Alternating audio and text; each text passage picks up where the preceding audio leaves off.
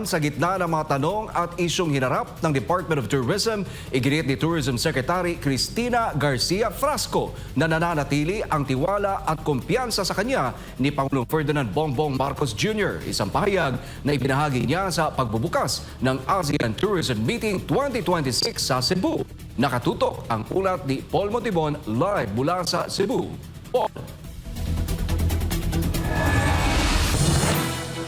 Troy, maayong gabi gikan diri sa Cebu. Matatandaan nga natin na nitong mga nakaraang buwan ay talaga namang nabalot ng maraming kontrobersiya ang Department of Tourism na nagbunsod ito ng mga tanong ng marami kung ang kumpiyansa, tiwala o yung tinatawag na trust and confidence ni Pangulong Bongbong Marcos Jr. ay nananatili pa rin sa ahensya. Pero dito sa Cebu ay malinaw ang naging tugon ni Tourism Secretary Cristina Garcia Frasco na yung trust and confidence ng Pangulo ay nananatili pa rin sa kanya at sa kanilang ahensya.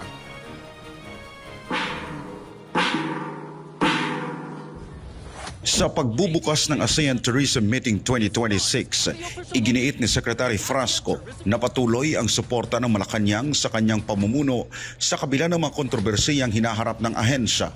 I'm very grateful to our President as well as to the national government for supporting tourism in the Philippines. I believe the matter has been clearly addressed by the palace and that has yielded that I continue to enjoy the President's trust. So I'm very grateful for that. Ayon pa sa kalihim, hindi lamang ito usapin ng personal na tiwala. May malinaw umanong direktiba ang Pangulo. Unahin ang turismo bilang haligi ng pagbangon ng ekonomiya matapos ang COVID-19 pandemic na labis na nakaapekto sa kabuhayan ng maraming Pilipino. Kasabay ng ASEAN Tourism Meeting 2026, tinututukan ng Department of Tourism ang pagpapalawak ng marketing campaigns at pagpapalakas ng ugnayan sa mga lokal at international stakeholders. Hakbang na layong magdala ng mas maraming bisita at trabaho sa bansa. Personal din nagpasalamat si Frasco sa mga Cebuano na anyay patuloy na nagpapakita ng malasakit at kilalang world-class hospitality sa mga bisita. And nagpasalamat sad ko sa atong mga kaigsuunang Subuanon nga padayon gayod nga nagpakita sa ilang kaligdong isip mga Subuanon ug ilang gipakita gayod ang ilang manindot kayo nga gawi no sa paghatag og world-class hospitality alang sa atong mga bisita sa lain-laing dapit sa tibuok kalibutan. Magtinabangay ta aron nga mulambo ang turismo sa Pilipinas. Samantala, tinugunan din ng Department of Tourism ang reklamo ng ilan kaugnay ng mataas na pamasahe sa eroplano, partikular na patungong Siargao, isang isyong direktang nararamdaman ng mga turista at lokal na komunidad. Ayon kay Frasco, patuloy ang pakikipag-ugnayan ng DOT sa mga airline companies upang mapababa ang singil sa mga biyahe patungo sa mga pangunahing destinasyon sa bansa. Yung meeting po namin last year ay nagbigay po ng commitment yung Philippine Airlines, Cebu Pacific, pati na rin po yung AirAsia na yung top 2 na pinakamahal na price buckets nila ay tatanggalin po nila. And we insisted on the part of the Department of Tourism nga nararapat lang po na magkaroon tayo ng monthly publication of price index sa airfares and that this be fully transparent and that the Civil Aeronautics Board strictly enforce clear guidelines in terms of price ceilings. So we're hopeful that with the quick action of the CAB and with our coordination with the DOTR, mabibigyan po ito ng solusyon. Paglilinaw ng DOT, marami pa ring destinasyon sa bansa na abot kaya, may likas na ganda at handang tumanggap ng mga bisita mula sa loob at labas ng Pilipinas. So there are very many competitive destinations in the Philippines.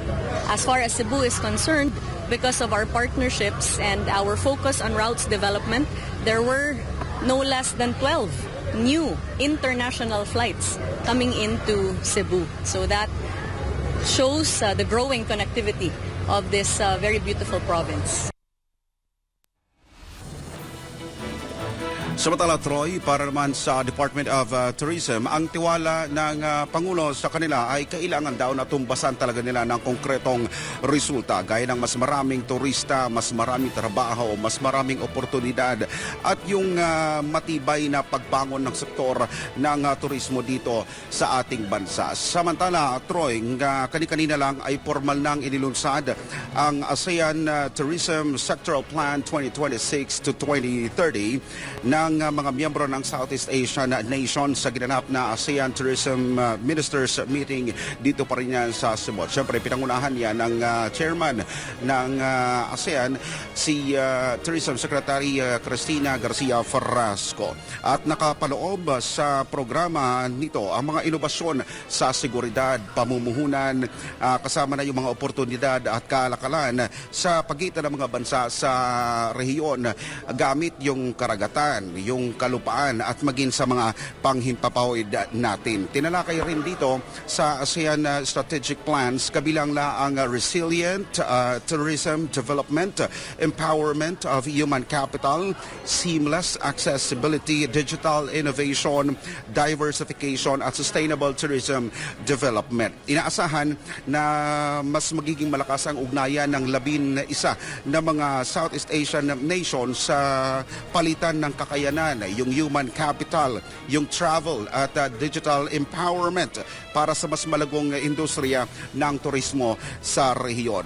Bukod naman doon sa pandemya, matatandaan natin na ang Cebu kamakailan lang ay talagang tinamaan ng malalakas na lindol ng mga bagyo, baha at mga kalamidad na kumitil ng buhay at maging mga hanap buhay. Kaya naman kasama na rito ito sa mga prioridad ng Department of Tourism na ibangon muli ang industriya ng turismo dito sa lugar. Ang pagbabalik ng mga pinagkakakitaan ng mga mamayan doon sa aspeto o sa industriya ng pagsasaka, pangingisda, yung travel and tours at marami pang iba. Mula ngayon hanggang sa 2030 ay inaasahan na magkakaroon ng malaki na pagbabago sa turismo sa bansa. Katuwag doon yung pagkipagtulungan natin sa ASEAN countries na inaasahan na bibisita, magtutungo dito sa bansa, mamumuhunan at pupuntahan, ipagmamalaki yung mga magandang lugar dito sa ating bansa. Na isa rin sa mga tinatawag nating mga gateways, hindi lang dito sa Asia,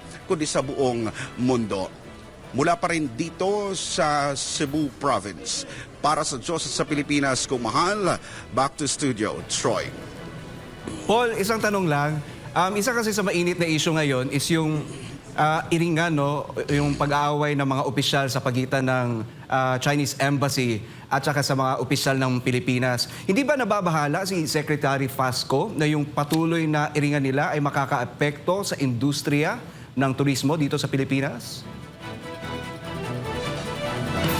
Unang-una, yung visa entry dito sa mga Chinese nationals natin ay inamin mismo ng Department of Tourism na malaking tulong yan para mapataas yung bilang ng tourist arrivals dito sa ating bansa, lalong-lalo na itong mga Chinese.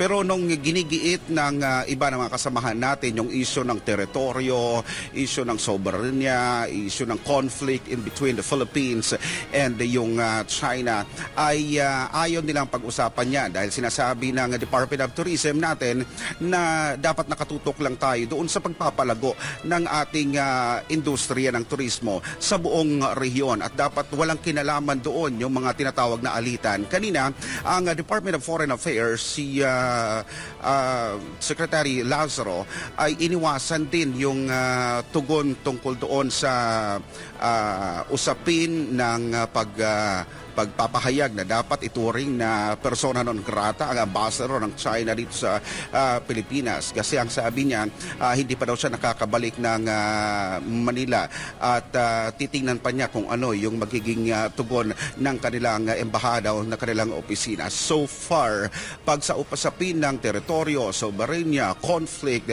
in between Philippines and China at sa iba pa na mga conflicts sa iba mga ASEAN countries ay hindi nila napag-uusapan yan. Bagamat ang kailangan lang nilang pinapaliwanag lang nila ng konkreto dapat na tugon dito yung sa industriya lang ng turismo na hindi nakakompromiso ang safety, environment at yung mga tao, turista na magtutungo sa iba't ibang mga member countries ng Southeast Asia.